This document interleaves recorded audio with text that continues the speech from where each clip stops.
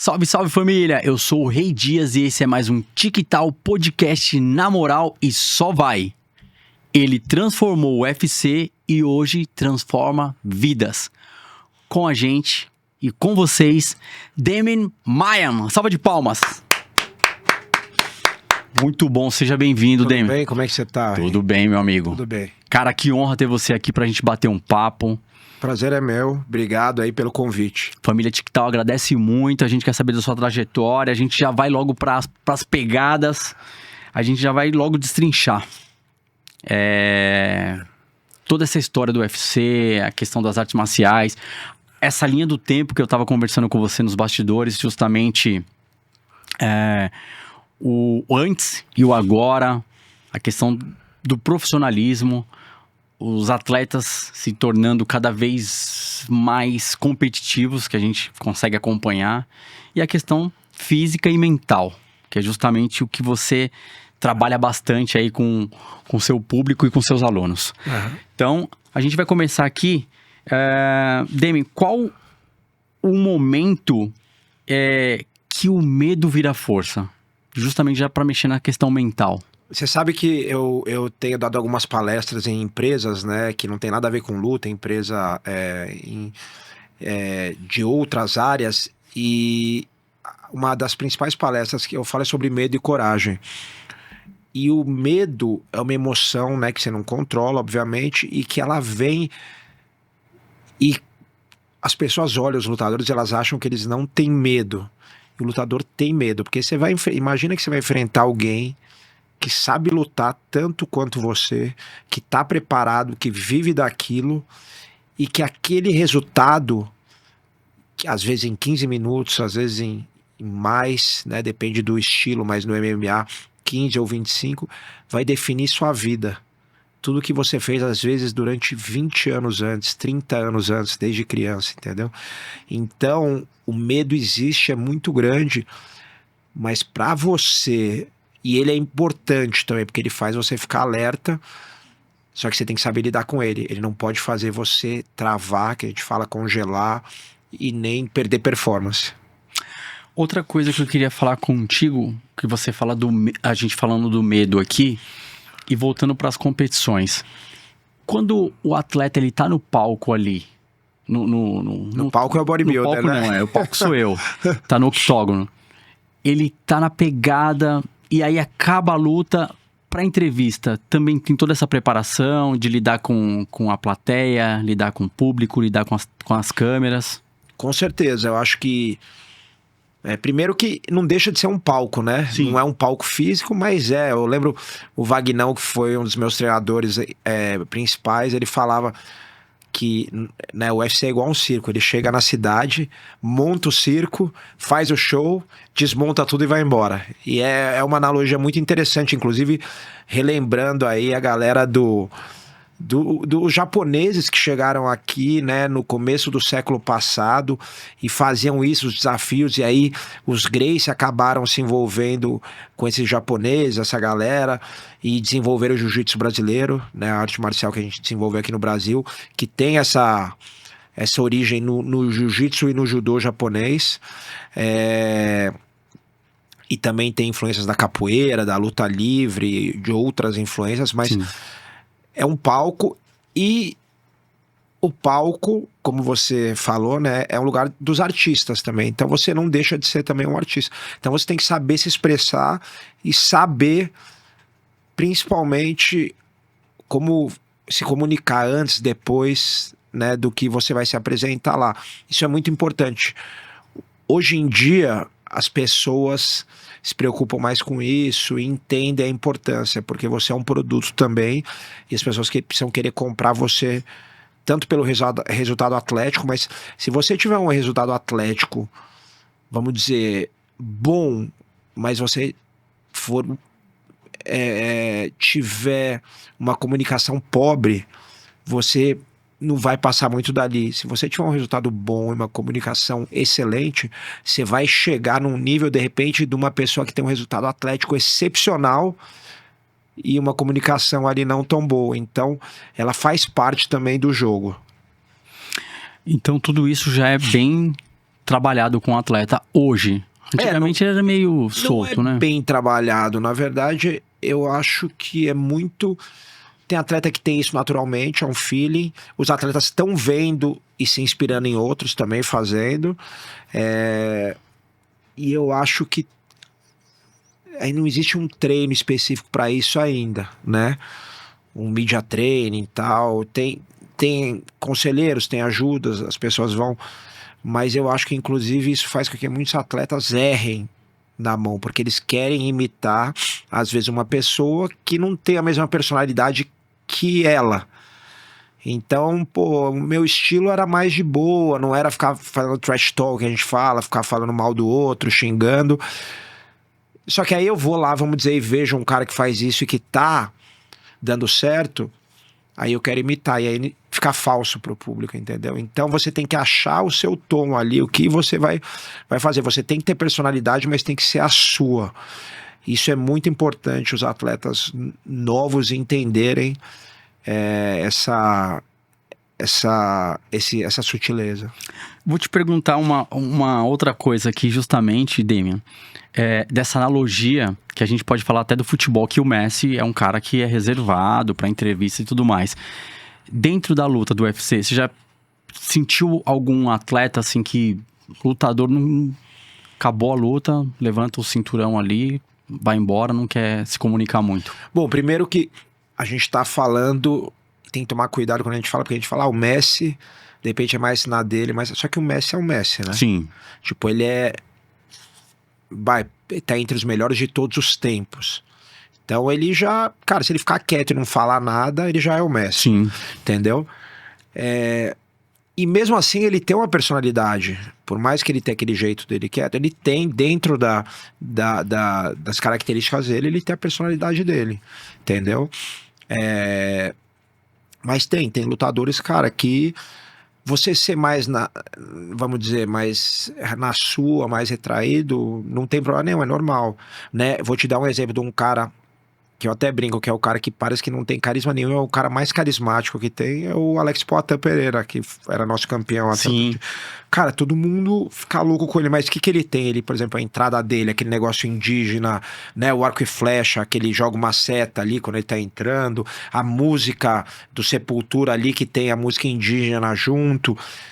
E, no fim das contas, não sei se você vai concordar comigo, né, que você foi competidor também, você pode ter o personagem que for, se você não tiver resultado atlético, não adianta nada. Não adianta nada. E você pode ser um cara que não tem graça nenhuma, mas se você tiver resultado atlético, o pessoal vai querer te ver. É lógico que quando você une os dois, aí é o melhor dos mundos pro atleta, né, em termos de projeção e tal. Mas, no fim das contas, é um esporte, o que interessa é resultado atlético. Se você vai lá no bodybuilding, você é campeão de tudo, você não dá um ar, você não fala com ninguém, você vai continuar sendo um cara... fantasma muito... ali. Não, mas um cara... Não, que ganha sim. Né, um cara admirado por todo mundo, né? Agora, o cara que não dá resultado... Se você for o cara que fala, que não sei o que todo mundo gosta, mas você só tem resultado ruim, entendeu? Tchau. Você vai virar motivo de piada. Então, fica mais tem chacota. que ter os dois, Sim. né? Quer dizer, os dois é o ideal, mas se você escolher um, como atleta, você tem que escolher a performance. Falou tudo. Eu queria falar com você, Damian, justamente para sua trajetória. Como você ingressou assim dentro do UFC, dentro das artes marciais, dentro do jiu-jitsu? Você iniciou em qual modalidade? Primeira luta que eu fiz foi judô quando eu era criança, né? 5 anos, por aí. Treinei uns 2 anos, parei, não sei, nem lembro porque eu parei, eu era muito criança. Tem até a carteirinha lá no meu Instagram, outro dia eu postei, 85, cara, criança ali na carteirinha da Federação Paulista. Aí quando eu tinha 11 anos eu falei, eu quero treinar. Minha mãe meio sem grana, a gente acabou entrando numa academia de taekwondo, eu fiz 2, 3 aulas, ela viu que não ia conseguir, deu um monte de cheque lá, viu que não ia conseguir pagar, pediu de volta, pelo amor de Deus, lá pro cara. Aí achei uma academia mais barata, que era de Kung Fu, aí fui treinar, e treinei Kung Fu vários anos. Quando eu tava no Kung Fu, vi pela primeira vez o que a gente chamava de vale tudo, que hoje em dia o pessoal chama de MMA. É a mesma coisa. Sim. O MMA hoje em dia tem mais regras, claro. E aí eu fui assistir aqui no Ibirapuera, em São Paulo, teve um desafio, jiu-jitsu contra a galera do Full Contact, que é tipo um kickbox, ou Kung Fu. E aí, cara, ninguém sabia muito bem o que era. Falava, ó, é um desafio, como é que eles chamavam? Esqueci o nome, era um desafio e valia tudo. Não valia puxão de cabelo, chute no saco e mordida. O resto valia tudo. Ah, vamos lá, e fomos no Ibirapuera ali. Depois eu lutei várias vezes no Ibirapuera até. Aí eu vejo, cara, entro lá, aquele clima tenso, porque na época não era um clima de esporte, era esse clima de briga. E era um desafio jiu-jitsu que se provando melhor que as outras artes. Isso em que ano? Isso foi em 1991 ou 92. Era aquela época da pegação mesmo da galera do jiu-jitsu, as tretas. Não, era a época que nem tinha isso ainda. Porque depois que vem a Bad Boy e os caras, né? Depois, porque não existia nem UFC. Nesse evento. Sim. Não existia UFC.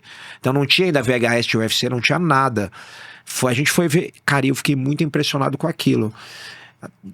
Sem mentir, até com um certo medo, porque eu falei, nossa, isso é sinistro. Os caras do Jiu-Jitsu ganharam todas as lutas de forma ali que impressionante. E só que ao mesmo tempo, um medo, mas aquele medo de falar, putz, eu queria fazer aquilo, eu queria. Isso é o maior desafio que pode existir dentro da luta. Não tem um desafio maior que esse, concorda? Sim. Bota dois caras e fala, ó, vale tudo aí, vamos ver quem ganha. E aí eu fiquei fascinado com aquele negócio, eu fiquei com aquilo na cabeça e falei, um dia eu vou fazer. Só que eram coisas de desafios, assim, mas eu treinava pensando naquilo. Aí depois de um tempo fui treinar o jiu-jitsu, aí fui indo, acabei entrando muito no jiu-jitsu esportivo, fui campeão esportivo de vários campeonatos, Copa do Mundo, Mundial, ADCC, que é as Olimpíadas ali da luta agarrada. E aí comecei a migrar pro MMA, porque era uma coisa que eu já queria fazer, e aí já era MMA. Mas o MMA tava naquela pegada mais agressiva ou já tava... Cara, o MMA sempre foi agressivo, sim. né? MMA não tem... Que na época dos Gracies lá, o couro comia, a gente... mas era menos... Eu acho que era menos violento, por quê?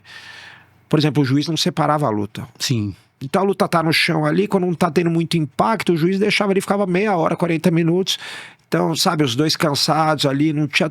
Hoje em dia não, o juiz ação o tempo todo por causa do público, então separa, aí é pancada, aí volta, aí separa, gruda de novo, separa. Essa interferência do juiz faz o negócio ficar muito mais violento, né? E uma coisa que a gente até bateu um papo aqui é a questão técnica também. Queria que você falasse essa questão, trazendo a linha do tempo. Então, tecnicamente, o que a gente vê? Jiu-jitsu provou, e sem dúvida nenhuma, você pega esporte por esporte, arte marcial por arte marcial, num confronto direto ali, não tem nada que consiga fazer frente, né? A não ser que o cara, um excelente boxeador, lutador de Muay Thai, acerte um golpe e sempre existe o acesso. Mas assim, 99% das vezes o que aparece no filme não vai acontecer e o cara do jiu-jitsu vai derrubar, vai agarrar e vai ganhar. Só que o que acontece, que é a linha do tempo que você fala. Começa o UFC, família Gracie, né, Royce Gracie, vai ganhando tudo. Passa por cima de todo mundo e todo mundo no mundo pasmo. Pô, como é que esse cara de 80 quilos tá ganhando de cara de 120, 110, 100? E não é cara de 100 quilos, é cara campeão mundial de kickbox, é cara campeão de um monte de luta, entendeu? Sim. E aí os caras falam, pô, precisamos treinar isso, porque aí vira o quê? Eu também quero ganhar. E aí todo mundo começa a treinar jiu-jitsu. E aprende também a se defender das situações do jiu-jitsu. E aí começa a ter uma era que os wrestlers, né, que são os lutadores de luta olímpica, começam a ganhar. Porque ele já tem... É uma arte marcial meio que irmã ali, é um esporte de combate, o wrestling, mas ele é parecido com o jiu-jitsu nos domínios, né? Mas os objetivos são diferentes e não tem finalização. E esses caras são... Coisa que na época a galera do jiu-jitsu não era tanto, eles são super atletas. Aí você pega um super atleta que já tem ali uma luta agarrada muito boa e você ensina o jiu-jitsu pro cara. Os caras começaram a dominar. E aí depois de um tempo, começaram a surgir os caras que eram bons em tudo.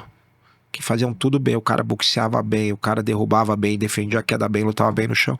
E aí virou o que é hoje, que é um esporte que virou muito mais completo. E uma coisa que pouca gente percebe também, mas que pra quem é fã hoje em dia... Os caras acham normal esse negócio do juiz separar a luta. Isso não é normal, isso não existia. Isso é normal pro show hoje em dia. Mas a luta não tinha round. Porque cada round que tem, por exemplo, se você é do jiu-jitsu, você derruba o cara com 4 minutos e meio, né? 30 segundos não dá tempo de finalizar. O cara é atlético, explosivo, sabe jiu-jitsu também. Pelo menos o básico. Sim. E aí a luta para e volta em pé. Aí você tem que fazer todo o trabalho de novo. Antigamente não era meia hora, geralmente. 15 minutos, meia hora, uma hora. Direto. Então, assim, a luta caiu ali com 4,5. Esquece. Tem mais 25 minutos ali no chão pro cara se virar. Então, a luta facilitava muito mais a luta agarrada. Hoje não, a regra é feita até pelo dinamismo, pro público, né, porque o público que não entende muito bem, o soco todo mundo entende. Agora, a hora que tá ali agarrado, você vê um cara, um fenômeno como o Charles, né, Oliveira, o Charles do Bronx. Cara, ele tá ali, a pessoa não tá entendendo, daqui a pouco ele tira uma finalização, todo mundo, pô, é lindo.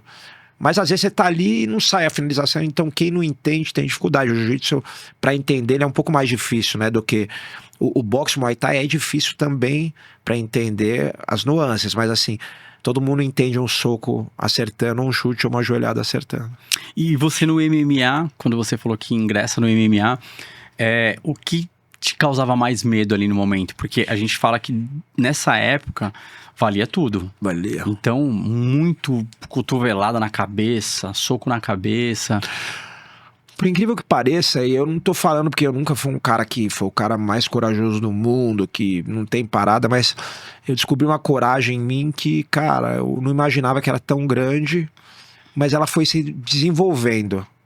Então, de uma criança mais insegura, eu fui desenvolvendo, e o treino vai desenvolvendo isso, porque você vai entendendo, cara, que dá, entendeu? Que tipo assim, tem perigo? Tem, mas se você fizer certo, se você usar as técnicas certas, você consegue diminuir esse risco, você consegue jogar na segurança, e se eventualmente, cara, a pessoa for finalizada, tomar um nocaute, também não é o fim do mundo, entendeu? E você vai se acostumando com uma situação que não deveria ser costumeira, né? Mas você vai se acostumando, é igual, você já treinou boxe? O boxe eu fiz, acho que um pouquinhas vezes. Você vai treinar boxe, se eu te jogar, vamos lá, vamos treinar boxe aí. Primeiro dia, põe a luva, vamos fazer um sparring?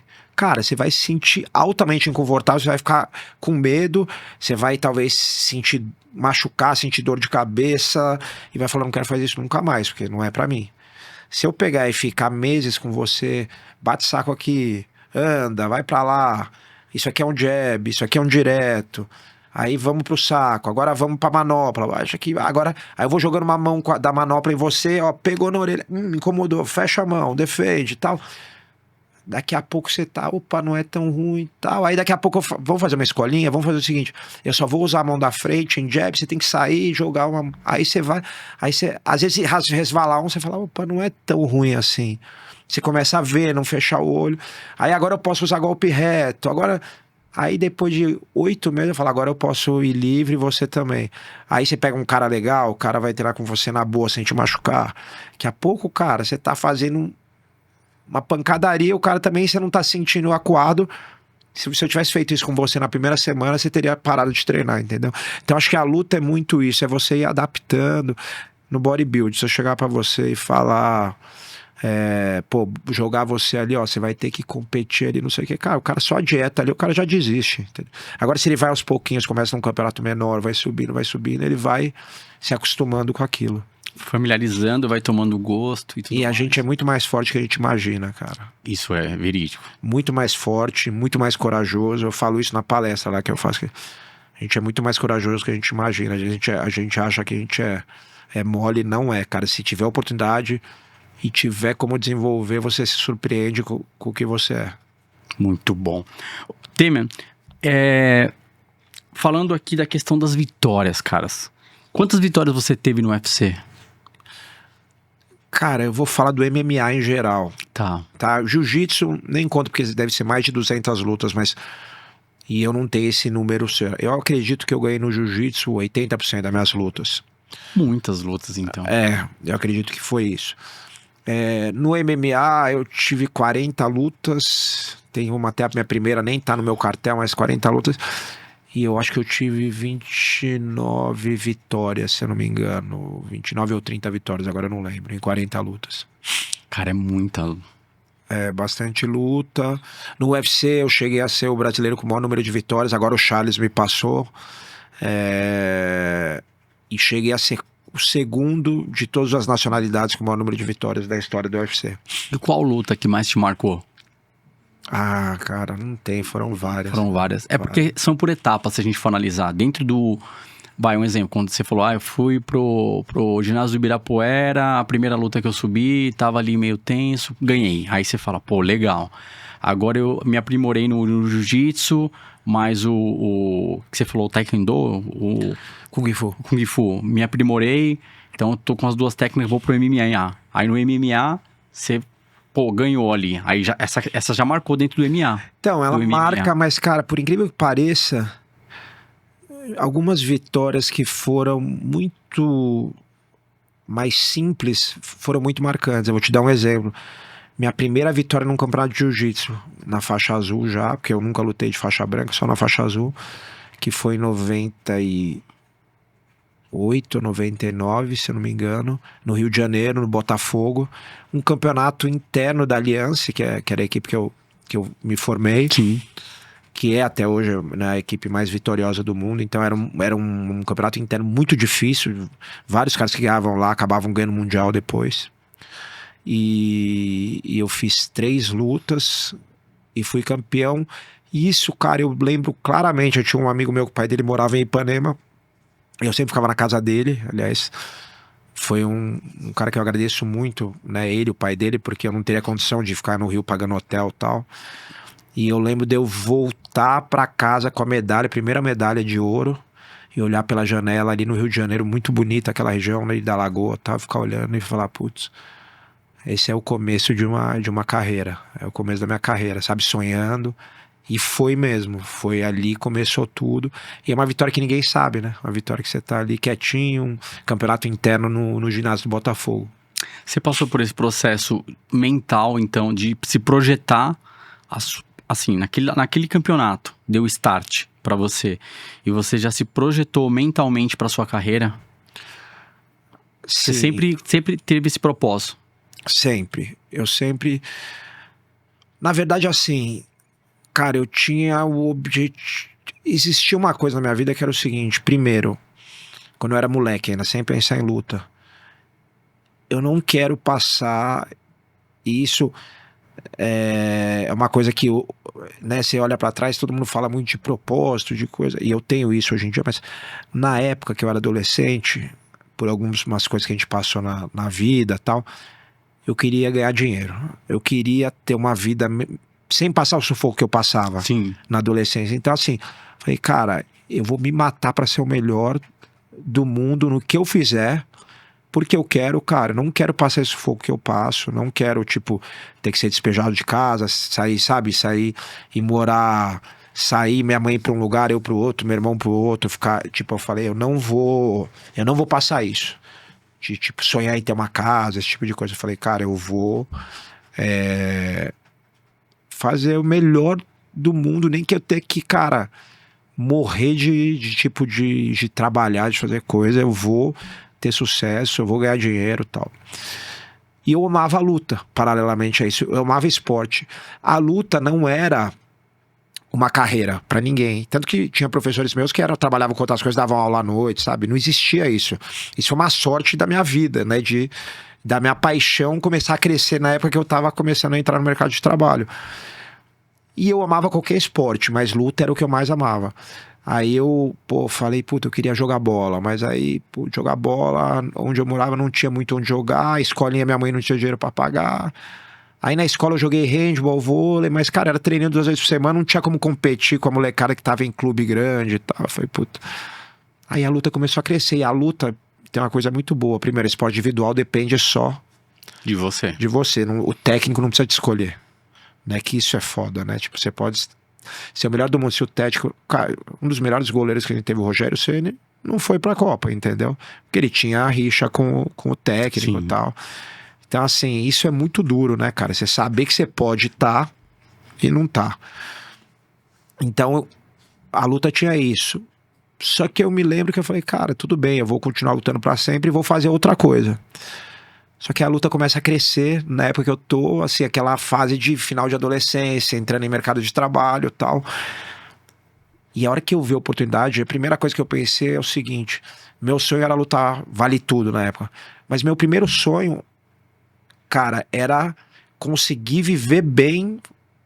E se eu conseguir viver bem fazendo o que eu gosto, fazendo o que eu mais gosto, que é luta, pô, já ganhei na vida. Sim. Né? Já sou vitorioso. Então, quando eu entro no jiu-jitsu, né? Eu tava no Kung Fu, entro no jiu-jitsu, que eu percebo que eu tinha... Os meus professores já eram profissionais, já viviam de dar aula e tal. Eu falo, cara, eu vou treinar, vou tentar ganhar o máximo possível. Mas, no mínimo, eu posso ter uma vida muito boa, digna, dando aula, né? Ainda mais porque, pra mim, aquela época, uma vida muito boa... não era nada demais, entendeu? Não era, pô, nem imaginava onde eu ia conseguir chegar dali. Eu queria, mas assim, tá ótimo, se eu conseguir ter uma vida boa aqui, dando aula e tal. E eu comecei a ganhar tal, e aí comecei a lembrar do meu sonho. Pô, mas eu queria lutar, vale tudo, eu queria lutar MMA. E aí começou a ir, fui ali procurando, fiz uma luta, fiz outra, e fui tendo sucesso. E aí eu falei, agora já era, agora eu quero chegar no maior evento do mundo. Que na época era o Pride, não era nem o UFC. Era o Pride. Lembra? O UFC foi, aí caiu, aí virou o Pride. Aí o Pride deu uma caída, voltou a ser o UFC. Tava voltando, eu entrei no UFC em 2007. Então, e fiquei lá 14 anos, que é uma raridade também, ficar tanto tempo. Então, eu tive muita sorte também no caminho, né? Você fala muito da sua mãe. E isso te blindou para ser o sucesso que você é hoje. Uhum. E qual a importância, assim, nessa trajetória que você traz? Você conseguiu realizar tudo que você queria proporcionar para sua família, para ela? Certeza. E qual é a base, assim, da importância dela para você? Cara, eu acho que minha família toda, né, tem uma importância a ela, meu pai também, mas minha mãe, ela acabou criando a gente ali até 16 anos, depois que a gente teve que sair de casa e tal. E sempre se preocupou em fazer o que ela podia ali pela gente, né? E eu acho que incutiu um negócio na nossa cabeça que era de não passar muito a mão na cabeça, sabe? Tipo, bora, vamos, tipo, ser dura ali. Isso foi bom pra mim, entendeu? Eu vinha... que tinha mães de amigos meus que eram muito moles, assim, e esses caras tiveram dificuldade na vida. E minha mãe era, até pelo, acho, do lado da minha mãe, a descendência ali, né, de polonês e ucraniano e tal, é um povo que veio, meus avós vieram no entre guerras ali, por guerras que estavam acontecendo muito ali na Ucrânia na época, né, que era Polônia, na verdade, Polônia e Ucrânia, e eles vêm pro Brasil, então... já é uma cultura diferente, é uma criação mais dura, tal. Tinha muito carinho, mas tinha uma criação mais dura. E isso me ajudou, junto com, né, adversidades que aconteceram. Então, acho que essa a importância, assim, que hoje em dia o meu desafio com os meus filhos é isso, porque é difícil você ser duro com eles, mas ao mesmo tempo eles têm tudo, o que eu não tinha. Então, como que eu crio uma situação ali para eles encascorarem também? Eu acho que isso, para mim, hoje em dia é o meu maior desafio. Acho que para todos nós hoje, porque tem essa geração que vem, tem tudo. E aí... não, acho que seria injusto a gente falar dessa geração, né? Porque tem moleque que tá ali na favela, tem moleque que tá, entendeu? Os meus filhos têm muito mais do que eu tive. Então, assim... Por exemplo, uma coisa que eu não abro mão deles fazerem esporte. Sim. E de preferência competir, porque isso pelo menos vai fazer eles lidarem com frustração. Por mais que eles não tenham que pegar ônibus para cima e para baixo, igual eu pegava, passar por baixo de catraca, pegar 1 hora de ônibus com 12 anos de idade para ir treinar lá na Kung Fu, lá na Lapa, passar por baixo para economizar um dinheiro para comer um pão na chapa ali no boteco antes do treino e tal. Com 12 anos, por mais que eles não tenham que passar por isso... Se eu jogar eles pra competir, pra essas coisas, eu acho que eu consigo trazer um pouco isso, entendeu? Essa dificuldade, essa frustração. O jiu-jitsu tem muito essa questão do trabalho social para as comunidades. E justamente a gente trazendo esse tema aqui que você ressaltou, quando a gente fala assim, essa geração, justamente é por causa da tecnologia que vem, a galera fica repando em celular e tudo mais. Sim. E aí tem uma demanda de... Hoje oferta-se muito. A gente tinha que acordar cedo, tomava aquele cafezinho com pão com manteiga, assistia um desenho, depois escola. Então era tipo muito cronometrado. Hoje em dia tá mais livre. Não tinha desenho o tempo todo, né? Não tinha desenho o tempo todo. E aí o que acontece? Mas eu vejo que a galera da comunidade, a galera que tipo é mais casca. Você deve sentir isso daí. Lógico. Isso faz parte. Porque ela tem essa vestimenta. Eu tenho que ser bom pra justamente proporcionar para a família e para ele mesmo um crescimento, reconhecimento. E eu acho, assim, não é... A gente não pode bater um martelo, mas os mais favoráveis hoje, os mais favorecidos, têm um leque de coisas, né? Tanto da alimentação, de escolher estudar numa escola um pouco melhor. Então, tudo hoje é muito mais ofertado. Até na opção de se alimentar. Uhum. E a nossa não, a nossa era tipo, só tem isso, você vai comer isso, se não comer... Sim. Então, você vê isso daí também no jiu-jitsu, dessa meninada que é mais casca, que vem da questão do extremo, das questões da comunidade, você sente? Eu sinto, mas sabe uma coisa interessante também? Às vezes você pega um moleque que é playboy, mas o moleque às vezes passa por coisas às vezes piores do que o moleque da comunidade. Isso é uma coisa que eu reparei muito. Minha academia tá num bairro de classe média alta. Sim. O que eu reparo? Às vezes, cara, você tem um moleque da comunidade que o moleque ele vai fazer todo o esforço porque ele quer sair daquela condição, mas ele tem carinho da família dele, ele tem, sabe, uma criação com valores. E às vezes você pega um moleque que, cara, classe média alta, classe alta, que o moleque tem tudo, entre aspas, materialmente falando, mas não tem nada. Então... esse moleque às vezes também se apega ao jiu-jitsu de uma maneira diferente.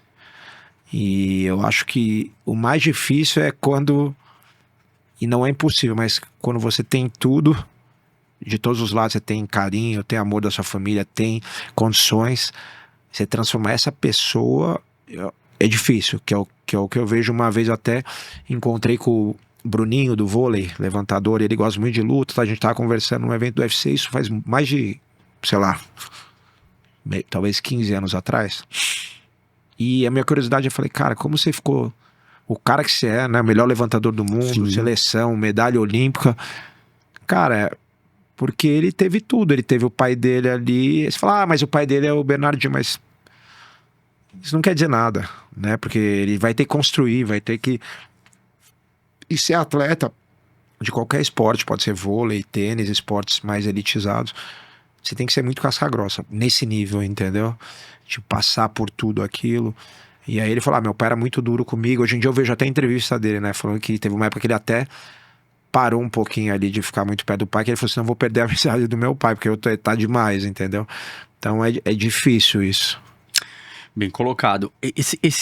Essa questão que você também falou da linha do tempo, que a gente está trazendo o agora e o antes, e falando de atletas e falando das modalidades, eu queria entender de você justamente essa questão que a gente colocou, que hoje o combate é muito mais dinâmico. E aí a gente via que as lutas eram de 1 hora, que eu até gostava. Os gladiadores ali, quando o cara não aguentava mais, acabava a luta. O Pride, o MMA era assim. Os DVDs a gente colocava pra assistir, ficava ali horas e horas. Era um mega evento. Hoje, até pela televisão também, tem que ser rápido, já tem outra luta, é um show ali. Mas você acha que antes era muito mais lesionável, tipo assim, o cara toma muitas pancadas, ou hoje, por ser dinâmico e o cara tá no gás e tem muito mais técnica, o cara pode tomar um e ele falar, pode ser mais arriscado? Eu acho que hoje a lesão é maior porque todo mundo é super atleta. Não tem mais... Antigamente é aquele cara folclórico que não treinava direito, mas era, sabe, o brigador que a gente falava, né? O cara era lutador, não era atleta. Hoje em dia todo mundo é lutador e atleta. Então todo mundo é mais rápido, mais forte, mais explosivo. Cara, tem mais gás. E isso tudo, você vai virando uma arma mais perigosa pro seu oponente, né? E vice-versa. Então as coisas têm muito mais intensidade, são mais rápidas. O juiz está ali para tentar preservar o máximo possível, mas eu acho que pela competitividade, tem muito mais dinheiro envolvido, hoje é mais lesivo. Antigamente até no Pride, quando você assistia, você via lá o russo, o gordão, entrava, era o cara do churrasco. Mas o Pride já era assim. Já era mais técnico, né? O já MMA era. que não, né? Os caras já entravam... O Vale Tudo. Vale tudo, perdão, vale tudo. Tinha de tudo, né? Como diria o nome, vale tudo. Vale tudo. Se a gente pegar os vídeos no YouTube antigo, tinha o cara da capoeira, gingava lá. E tinha o cara também que, cara, sei lá, o cara que trabalhava... De dia... Cara, era cobrador de ônibus, e aí ele treinava à noite, e aparecia a oportunidade, ele ia e lutava. Tinha muito isso, entendeu? O cara que trabalhava de garçom no restaurante, ia lá e lutava. Então... Não tem como um cara desse, por melhor que ele seja, ter o mesmo gás de um cara como eu na minha carreira já, né, no UFC, que tipo, eu acordava, treinava, almoçava, descansava à tarde, treinava de novo e voltava para casa. Fora a equipe múltipla. Tem uma equipe, né? Uma equipe médico, múltipla. Nutricionista, treinador de wrestling, treinador de Muay Thai, treinador de Jiu-Jitsu, treinador de head coach, de boxe, de suplementação muito mais evoluída. Você deve ter pego a evolução. Sim. Eu ia comprar, como é que chama? Quando era moleque, albumina na Mel Pollen, lá no centro. Lá no centro, na galeria ali. Na galeria do rock, exatamente, porque era o mais barato e cara, era o que tinha. Às vezes eu pego hoje em dia proteína, vou dar, sei lá, pros meus filhos, toma um whey aqui. Aí, não, mas o gosto não é muito bom. Você toma que tinha lá nos anos 90 pra você ver o que é. Você tinha que tampar o nariz. Você tinha que tampar o nariz pra tomar, entendeu? Albumina, massa. Aquele aminoácido líquido. Amino 2222, aminofuel, entendeu? Chegava a ser fedido. E era aquilo que tinha. A suplementação foi evoluindo, o sabor. Hoje é maravilha. Hoje é fácil, você toma qualquer coisa brincando. A gente vai falar das derrotas, o que elas te ensinaram? A derrota ensina demais, né? O Carlos Gracie, o grande mestre do jiu-jitsu, o desenvolvedor e criador do jiu-jitsu brasileiro, junto com o Hélio, com o irmão dele, ele falava, no jiu-jitsu você nunca perde, ou você ganha ou você aprende, né? E a derrota, ela te ensina muito, né? A derrota te ensina primeiro humildade, te ensina a rever o que você tem que melhorar, te ensina a lidar com frustração, te ensina a dar a volta por cima, te ensina, cara, aceitação, né? Não passiva, mas aceitação ativa, né? De aceitar, mas dar a volta por cima. A derrota é muitas vezes uma bênção para a pessoa melhorar. Colocar o pé no chão e acertar os pontos. E melhorar. E às vezes, voltando às vezes uma pessoa mais privilegiada, vamos dizer assim, ela tem muito poucas derrotas na vida dela, porque tá tudo sempre muito fácil. Então, na hora que ela tem aí ela entra em depressão, aí ela tem que tomar remédio, aí ela toma remédio pra dormir, aí toma pra acordar, aí quando vê, acabou a vida, entendeu? Porque a cabeça manda em tudo. E a vida acabou e ela não consegue voltar, porque ela nunca teve uma derrotinha na vida dele. Então, quando você luta, você vai experimentar derrota e vitória no treino, não só na competição, todo dia. E isso fazendo você tirar um pouco aquele... Nossa, é horrível, não posso perder porque não sei o que, é uma humilhação. Não tem humilhação, cara. Perder, todo mundo perde. Faz parte. Eu odeio quando os caras falam, humilhou, fez não sei o que. Cara, não tem humilhação. Quem tá ali se mostrando, o cara é um vitorioso já, porque para chegar em qualquer nível esportivo e ter coragem de competir em qualquer esporte, sendo no nível mais amador até mais profissional, você tem que ter muita coragem para se expor. Então a pessoa que tem isso, ela tem um presente muito grande, ganhando ou perdendo, e ela aprende a lidar com isso. E às vezes a pessoa que não tem essa oportunidade, infelizmente, pela vida, às vezes ela teve tudo, é aquilo que eu falei, ela tem tudo, mas não tem nada, porque ela tem tudo. Na primeira adversidade que ela passa, aquilo vira uma tempestade, um negócio desse tamanho, e aí a pessoa só consegue sair daquilo ou com droga lícita ou ilícita, e a vida dela dali pra lá só vai ladeira abaixo. Essa é uma lição aqui que você passou, lindas palavras, porque eu já entrevistei muita gente, e eu entrevistei um psicólogo do esporte aqui, e ele trouxe justamente essas palavras que você colocou aqui de uma outra forma, numa outra conotação. Ele fala que a mente do atleta, ela é uma mente extremamente potencial para você ganhar um mundo, assim como a sua.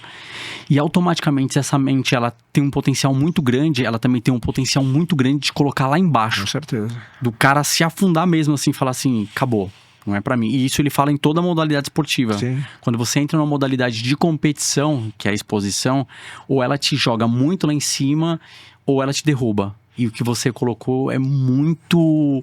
Fica um conselho imenso aqui pra todos que praticam esporte e competem. Justamente nessa questão de não é vergonha nenhuma e você sempre vai estar aprendendo e crescendo como ser humano. E a derrota faz parte da Faz vida parte. de todo mundo. Mesmo uma pessoa que, vamos dizer que é um invencível, nunca perdeu, ele perdeu em várias coisas na vida dele, durante o treino, durante pequenas situações. Então, a gente só não viu, né?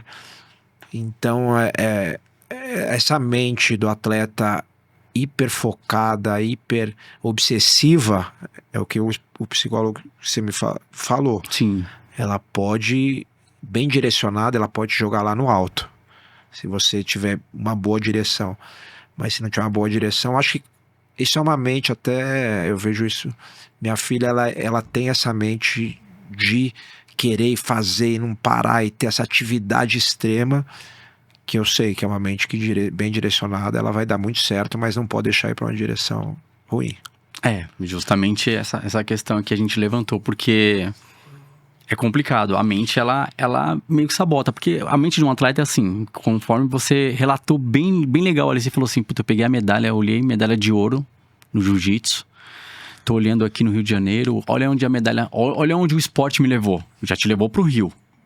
Porra, tô conhecendo aqui a Lagoa. Mal imaginava que ia conhecer mais de 36, 37 países. Isso, e aí você já colocou na cabeça, é isso que eu quero fazer. Aí se você já vai pra próxima luta e toma uma decepção, se você não tem uma mente blindada, você já começa não é pra mim.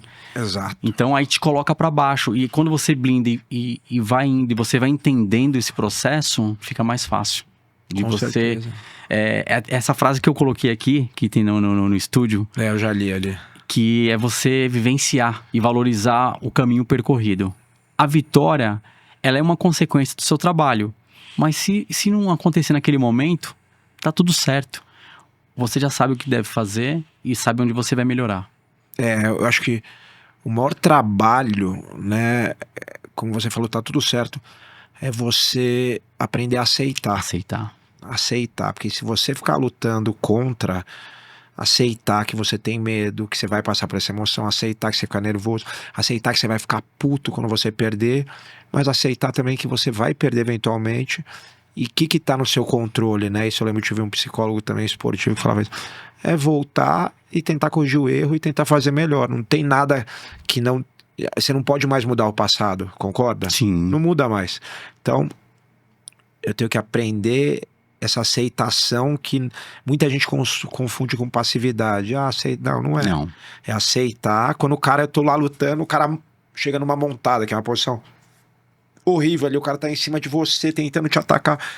Se eu ficar desesperado pra sair, eu vou me desgastar. 2, a chance de cometer erro é muito maior, muito mais fácil a pessoa me finalizar, né? Falando de jiu-jitsu ali, nem MMA, só jiu-jitsu esportivo. Se eu ficar calmo ali e falar, beleza, não tem como mudar o passado, a pessoa já montou em mim. Não adianta eu ficar bravo, querer brigar e tirar de qualquer jeito, que aí eu vou só me cansar e abrir espaço. Peraí, calma, o que eu vou fazer? Tenho que me colocar desse jeito, meu cotovelo tem que ficar aqui, tenho que segurar aqui, tenho que começar a puxar minha perna, ou desequilibrar ele pra cá, ou tirar a perna por baixo por aqui. Aí você começa a fazer, se abre muito menos espaço e se cansa muito menos. Mas tudo vem de você aceitar e não ter a vaidade de se achar humilhado porque a pessoa conseguiu aquilo, que também é um problema. Quando a pessoa, às vezes, ela acha, não, eu não, como que ele fez isso em mim? Porque você acha que você é tão bom, entendeu? Eu tava vendo um cara falou outro dia, aquela pessoa que você anda na rua, ela vem com você, aí você sai pro lado, ela sai pro lado. Né? Isso acontece muito nos Estados Unidos, eu lembro andando em Nova York, treinando lá, e aí a pessoa fica puta, porra, não sei o que, tipo assim, é a pessoa que ela se acha tão boa, que ela é tão boa que se uma pessoa errar na frente dela e ela perder meio segundo da vida dela, tipo, qual ousado você é de poder fazer aquilo com ele. Tipo, é ridículo, né? É uma coisa ridícula. É tipo, eu me acho tão bom que você fez eu perder meio segundo da minha vida porque você errou e eu não aceito que ninguém erre pra eu perder meio segundo da minha vida. Então, você aceitar que você vai ter imposições ruins e dali você vai ter que trabalhar pra sair, acho que faz parte de você ter uma mente saudável. E você falando de posições ruins, essa questão do... Eu vou falar na luta num geral, tá? Em todas as modalidades que você passou, qual foi o seu maior adversário? Eu mesmo. Você mesmo. Essa eu gostei, né? hein? Essa eu gostei, porque o bodybuilder tem muito disso. O maior adversário sou eu mesmo. Sempre é, né, cara? Sempre é. Você que cria as dúvidas na sua cabeça, você que fala, será que dá, será que não dá? Aí você tem que brigar com você pra falar, cara, já passei por isso, volta, não sei o que e tal. Aí você tem que perder peso, né? Então, pô, que é chato também. Aí se não tiver, você deixar a dúvida vir na cabeça também, na perda de peso, você se... Chegou a fazer banho? Fiz tudo que você pode pra perder peso? É. Tudo que você pode imaginar eu já fiz. Eu já fiz sauna, banho, tudo isso. Banheira quente. Aquela sauna, banheira quente. Jogou álcool Zulu. Não vou passar a forma pra galera não, mas a gente fazia. Porque como fazia Cloreto de magnésio. Fora do Brasil, Epsom Salt. Isso aí mesmo. Né? Porque lá fora vende até. Aqui no Brasil você não acha, mas fora joga, não sei quantos quilos você compra no quilo ali, já entra na banheira. Eu nunca fiz muito banheiro, eu fiz banheiro acho que uma vez, duas só. Pra mim era mais pular corda com roupa de sauna e Alboline, que é um creme que vende lá fora pra abrir pores e desidratar, e sauna. Sauna alternada com pular corda, um pouquinho de manopla e vai fazendo até desidratar. E a sauna também tem que ter o psicológico, hein? O banho tem que ter, mas a sauna também. O banho é mais rápido, você faz 10 vezes ali, tipo 4 séries de 10 ali, ficou imerso, depois se enrolou, já vai a água embora, lógico. Você parece que lutou o dia inteiro, que a energia vai pro saco. Mas a sauna, naquele momento ali, vai bater na agonia, sem trabalhar o psicológico. Eu fiquei uma época sem fazer sauna por causa disso, eu não gostava. Só que aí a gente começou a usar uma sauna que começou a virar moda isso há anos atrás nos Estados Unidos, que é uma sauna portátil. Ela é fechadinha, então você entra nela, você fica sentado, mas você coloca a cabeça pra fora. Aí é mais tranquilo. Então isso te dá um alívio gigante, porque assim, gigante assim, comparado com a sauna fechada pra mim. Porque você fica com a cabeça tá com o ar normal, então você tá conversando, você tá... O oxigênio, você puxa ele frio. A sua equipe tá com você, ela não precisa ficar sofrendo você na sauna ou fora te olhando e você sozinho, entendeu? Então você tá ali conversando com todo mundo, você tá com a sua roupa de sauna, tá com agasalho por baixo, o bolinho. Você faz ali um tempo, aí você vai pular corda, aí bate um pouquinho de manopla, aí deita um pouquinho, bota um monte de toalha, aí volta pra sauna. Então, nesse processo, você vai conseguindo tirar o peso. Pra mim, eu gostava. Por exemplo, o pessoal da Nova União, lá do Zé Aldo, Dedé e tal, eles fazem muita banheira. Então, cada equipe tem um protocolo de perda de peso. E isso que você falou é bacana, porque assim, a sauna ela esquenta no geral. E quando você tá na sauna, você sente muito mais o rosto tem uma hora. Porque o corpo ele vai se adaptando. A cabeça, né? Esquenta. A cabeça esquenta. É horrível. Começa a dilatar as veias aqui, você fala, putz, meu, você acha que eu... E aí começa a ver o psicológico. Vou desmaiar, não vou e tal. Então, esse estilo de sauna que você falou é bem legal. Cara, eu lutei um tempo no começo do UFC no 8.4, nos primeiros anos, e aí eu baixei pro 7.7. Eu achava, pô, não vou conseguir bater 7.7. Que eu pesava 91, por aí, tinha que bater 7.7. 7.7, 1 metro e você tem 1 metro e 8.4. 8.4, caramba, bicho. E aí, cara... vamos baixar. Eu falei, vamos baixar. Eu perdi uma luta pro Chris Weidman, que foi até o cara que ganhou do Anderson. Quebrei a mão, falei, o cara dando um soco nele, eu quebrei minha mão. Aí acabei perdendo por pontos. Eu falei, cara, esses caras estão muito grandes. Essa categoria 8.4, os caras lutam tudo com 100 quilos. Eu tô lutando com 88 quilos, entendeu? Os caras estão lutando com 10 quilos a mais que eu, pelo menos, aqui. Porque você baixa o peso no dia seguinte, você recupera. Isso que eu ia falar pra galera do TikTok. Ele baixa pra bater na balança, dia seguinte, você já sai de lá hidratando e carbando. Sai da pesagem já. Sim, já na hora. Não, eu pesava, quando eu tava no 7.7, eu pesava 7.7 de manhã, à noite eu já tava com 8.5. E no dia da luta? No dia da luta, 8.4, 1 quilo abaixo.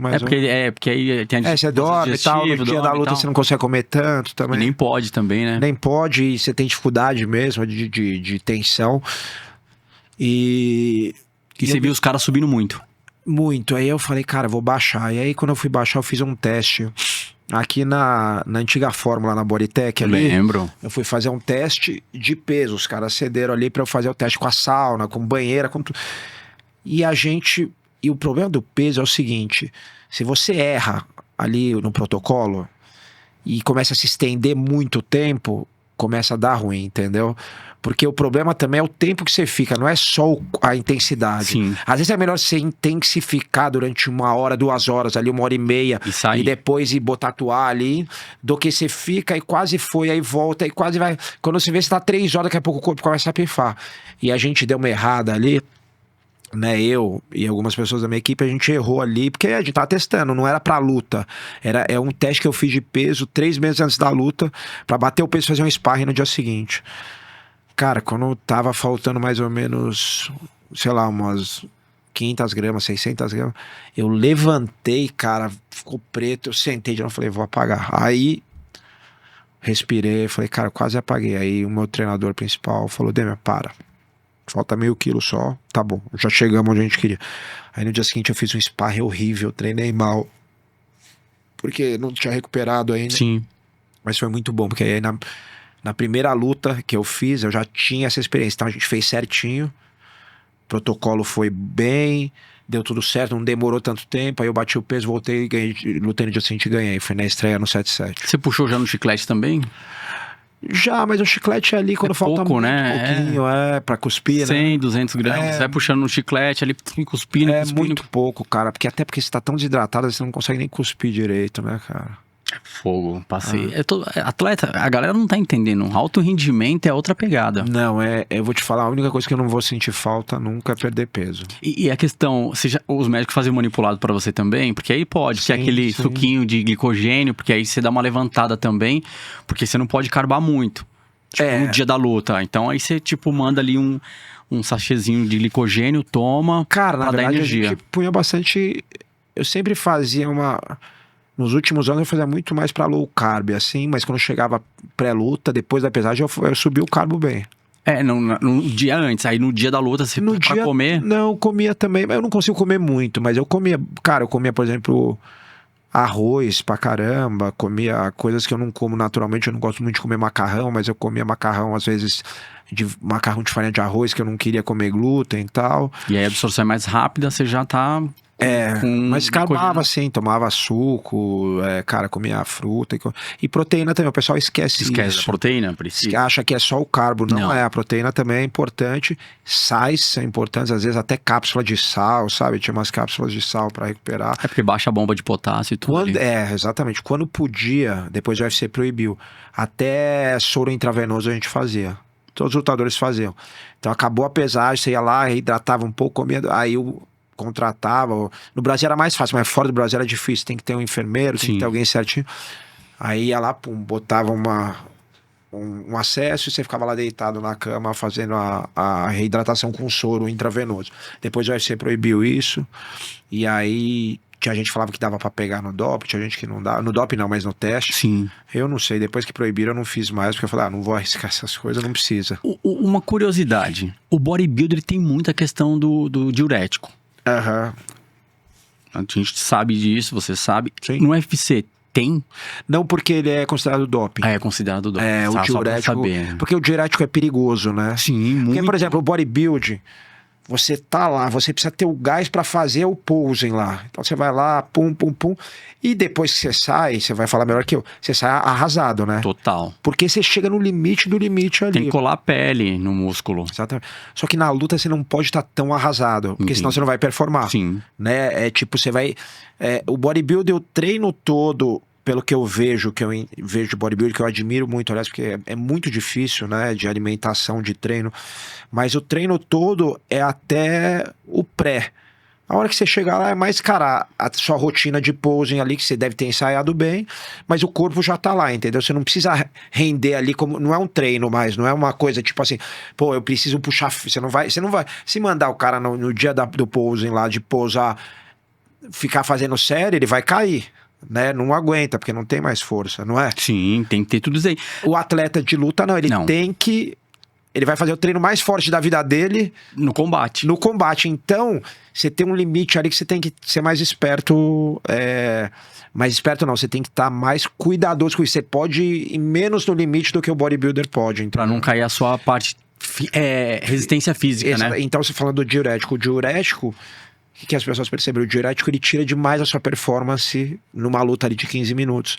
E ele é perigoso também, Sim. porque como ele desidrata demais, pode ter alguma consequência ali de pessoa ter alguma parada, alguma coisa. Então, ele no doping, ele é proibido. E ele mascara também substâncias ilegais, né? Então, testosterona, um monte de coisa ele pode mascarar. Então, por isso também ele é proibido, inclusive no out of competition, que eles chamam, que é fora de competição. Se eu tô lá treinando, o cara que chegava toda hora a gente na academia da USADA, da USTA lá, pra testar a gente. Você tá treinando do nada, o cara chega na sua casa, bate lá, né? Quantas vezes aconteceu isso comigo, cara? É como um atleta olímpico. Você tem que Pô, legal. O seu paradeiro, né? Que o pessoal chama de whereabout, onde você tá. Então eu ia pro Mato Grosso pescar com um amigo meu. Tinha que botar a fazenda lá que eu tinha ido lá dentro. Foi boa sorte pros caras chegar aqui, porque é longe, mas se o cara quiser ir, você tem que estar lá e tem que falar. Você pode estar em qualquer lugar, mas tem que falar onde você tá. Se você estiver no meio da Amazônia, como eu tava lá pescando, sei lá, mas o cara tem que saber onde você tá. E aí, se o cara vai fazer um negócio e você você tá no diurético, aí você pode ser Punido, né? Punido Tá também, porque você está usando diurético? Provavelmente para mascarar alguma outra substância, entendeu? No bodybuilder, eu saí em 2018, né? Foi a última competição que eu falei pra você. Eu creio que diminuiu bastante, porque os médicos do esporte, por isso que é legal, a medicina esportiva chegou e ela já tá mudando um pouco esse protocolo. Eu já percebi os atletas. Pelo contrário, o atleta, ao invés de desidratar tanto no dia da competição, pelo contrário, os caras tem protocolos agora que o cara coloca água pro cara dar uma hidratada e tal. Você sabe uma coisa que a gente veio da luta e tirou do bodybuilder, mas hoje muito pouca gente usa porque acaba te depletando demais, mas muita gente fazia para perder peso é a água destilada. Sim. Que usa no bodybuilding, não sei se ainda usa, né? Usa muito. Nos Estados Unidos é comum. Não, vende no mercado água destilada. E na luta o pessoal, inspirado no bodybuilding, que precisava perder peso, mas pra luta não funcionava. Tem gente que usa até... porque, cara, você fica sem sal nenhum, Sim. então... Pô, primeiro, você vai fazer a perda de peso, você precisa ter alguma atividade ali, aí você acaba apagando, acaba não aguentando. Então, é melhor você tomar água normal e trabalhar com a desidratação ali do que você tomar água destilada e fazer. Mas era uma coisa que o pessoal fazia. E o diurético, só para ressaltar aqui, é justamente que a galera fazia o uso, ou fazem ainda o uso, mas começa fisiologicamente a resposta interna pro externo. E o legal é justamente, não aconselhando ninguém, mas a sauna, justamente também a questão do banho de imersão, é o externo. Então eles falavam justamente da camada da pele. Então você vai perder muita água que fica retida no seu corpo, não nos órgãos internos. Exatamente, que é porque, perigoso. Que é perigoso, porque coração, bomba de potássio, Verdade. sódio, tudo mais você baixa. Só para dar esse toque aí que a gente sabe disso porque passamos nesse período de atleta. E é perigoso, cara. E é perigoso. Não é... Pessoal que ouve em casa, cara, quem vai começar a lutar, cara, perca pouco peso, até porque nos níveis mais amadores, você não precisa, cara, ter essa vantagem toda de peso. Depois, na hora que chegar no UFC, você já vai ter uma equipe grande por trás, mas é perigoso, cara, ficar brincando com isso, não é brincadeira. Sim. Damian Maia. Cara, eu até perguntei, esse nome não é brasileiro comum. Você falou da sua família, polonesa, né? Questão. Foi de lá que pegaram esse... Foi minha mãe que... E seu irmão tem nome também? Não, meu irmão chama Diego. Ué, que louco. Mais velho ou mais novo? Mais novo, 1 ano. Eu tenho outros 2 irmãos por parte de pai também, mas o Diego é parte de pai e mãe. E aí ninguém sabia, tipo, só colocou o nome Damian. E depois eu fui ver uma coisa curiosa, né? Que é um nome comum na Ucrânia, da onde meus avós vieram. Olha que louco. Curioso. Você falou na questão do seu maior adversário, foi você mesmo. No bodybuilder, a gente tá falando que isso... Agora, o seu maior foi você. E o seu melhor adversário? Na troca ali. O melhor... Que você falou, a gente trocou no chão, no solo, no giro, trocamos no boxe, trocamos no Muay Thai. E esse cara... Cara, uma luta que eu gostei muito de fazer, que foi uma luta que foi uma luta diferente pra mim, porque era um cara... Eu sou da luta agarrada, do jiu-jitsu. Esse Sim. cara também era... Ele foi wrestler, né? Luta olímpica, foi campeão nos Estados Unidos de várias coisas. Foi pras Olimpíadas. Então essa luta, o pessoal falava... Ele chama Ben Askren. O pessoal falava... Quem é o melhor grappler do MMA atual? E aí fizeram essa luta entre eu e ele em Singapura. E essa luta, cara, teve muita... Cara, a luta agarrada ali foi de alto nível, do início ao fim. E foi muito legal. Acabei conseguindo finalizar ele no terceiro round. Mas foi uma luta que... Eu vi um cara de luta agarrada que não é do jiu-jitsu, mas com nível... Assim que eu falava, cara, que coisa. Era para mim, depois da luta, principalmente mais fascinante ali, o feeling do cara e trocando ali com o feeling que eu tenho também da luta agarrada, foi muito interessante. É difícil descrever, até se você vê, talvez você não entenda, mas entender algumas coisas, algumas quedas que ele me deu, algumas raspagens, que é inversões que eu fiz com ele, que era um jogo de xadrez ali de alto nível. Você falou justamente que ele não era tão bom no jiu-jitsu. Não é que ele não era... A especialidade dele não era o jiu-jitsu. Assim, que a gente sabe. Olímpica. Tem um cara que, tipo o Anderson, é muito mais o Anderson Silva no Muay Thai. Então, no solo ele já não era tão... Era o ponto fraco. A gente fala assim, tem os pontos fracos dos atletas. Então você é muito bom no solo, que é o Tem Gil. os pontos... Vou mudar isso. No nível de UFC... Tem os pontos bons. Os pontos bons, pronto. Pra gente falar de fraco, pontos bons. Não tem fraco. Tem o bom e tem o excepcional. Quem tá no UFC no top 10, tem o bom e tem o Anderson, ele tem um bom jiu-jitsu, mas o Muay Thai dele é excepcional. Cara, eu gostei dessa colocação. O Ben Askren, ele tem um bom jiu-jitsu, mas o wrestling dele é excepcional. Excepcional. Entendeu? E no meu caso é o jiu-jitsu, que é o meu carro-chefe. Que é o excepcional. Então eu tenho um bom boxe, por exemplo, né? Tinha gente que falava, não...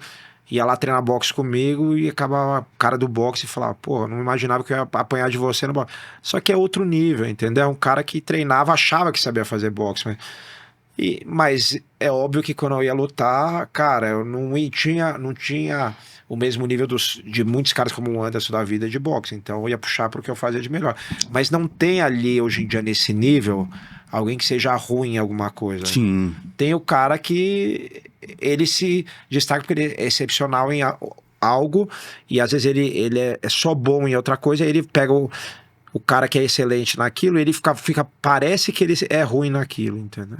E aí, dentro dessa linha que a gente tá batendo um papo aqui, diferença de força e técnica, sendo mais objetivo. Que aí você vai lutar com uns caras desse. Qual é o esquema? Tem que conciliar os dois, óbvio. Mas aí, quando a técnica e quando entra mais a força, ou quando entra mais a força e entra menos a técnica, em que momento? Cara, força, você falar assim, força... É muito geral, existem tipos de força na luta. Então, por exemplo, eu sou um cara que eu nunca tive muito aquela força explosiva de velocidade, mas minha força isométrica, eu podia grudar em você e ficar 2 minutos ali, soltar e não me cansar. E às vezes um cara explosivo, ele é muito rápido, mas ele gruda a você 30 segundos e o braço morre, entendeu? Então, às vezes um cara que não parece ser forte é extremamente forte. E um cara que é enorme... Você falar, esse cara é muito forte, o cara não é tão forte quanto você imaginava. Porque a força e a técnica, elas estão conjugadas também. Quando você tem a técnica, você aplica a força de forma mais eficiente. Então, às vezes, você pega alguém que é muito forte, mas não tem tanta técnica, como, mais uma vez, lá todo mundo tem. Mas, sim. Não tem tanta quanto a outra pessoa, e ela não vai conseguir aplicar a força da mesma maneira. Entendeu? O Ben Askren é um cara que não parecia um cara forte, nada. Era um cara que tinha um corpo normal até, né? Parecia meio fora de forma. Só que o cara tinha uma força excepcional, porque ele sabe aplicar a força de uma maneira... É óbvio que ele tem aquela força, né, neuromuscular, tem aquela força interna da vida inteira fazendo aquilo, mesmo não parecendo estar no shape, rasgar. Ele é muito mais forte do que um cara, às vezes, que está rasgado ali. E ele sabe aplicar a força. Então... Você saber aplicar força é a mesma coisa que você vê, às vezes, caras que encostam e nocauteiam, sabe? Esse cara, ele sabe aplicar a força de uma maneira de explosão, ele tem explosão, mas ele sabe conectar, fechar a mão na hora certa, dar um impacto na distância certa, tudo. E aí vira uma pessoa que muito forte, como a gente fala, mas a força, ela tá aliada com a técnica. Você pode ter toda a força do mundo, se você não tiver técnica, você não vai conseguir aplicar. E em todas as lutas que você fez, a gente sabe que os lutadores, eles estudam os adversários. Justamente para analisar esses pontos excepcionais e pontos bons. E aí, você também analisa justamente esse um todo, técnica e força. Então, é normal dentro da categoria dos lutadores eles estudarem o outro adversário dessa forma. Com certeza. É fundamental, é a lição de casa. Exatamente. Se você me perguntar qual é a diferença da época do Vale Tudo pra hoje, eu acho que essa é a principal. O cara... Antigamente o Vale Tudo, o cara ia lá, ele não queria saber quem tava. Ele ia lá, vou lá sair na mão com você e vamos ver quem ganha. Mesmo o começo do UFC era assim. Tipo, eu ganho, eu vou lá e nem olhar, não tô nem aí como você luta, nem quero... Hoje em dia, as grandes equipes, os grandes lutadores, eles pegam, cara, as últimas 10 lutas, todas as lutas, mas com foco nas últimas, sei lá, 5. E olha, pô, o cara, toda vez que ele joga o jab, ele dá uma caidinha pra cá. Toda vez que ele vai entrar em queda, ele faz isso. Toda vez ele defende queda só aqui. Se eu for na outra perna... E aí você faz o treino montado em cima daquilo. Então, então pega alguém pra ficar fazendo isso ou jogar a mão em si. Não é só racional, você tem que fazer, entendeu? Então você tem que pegar alguém pra repetir o mesmo... Eu não preciso nem saber o que você faz. Eu preciso ter alguém repetindo o mesmo gesto que a pessoa faz.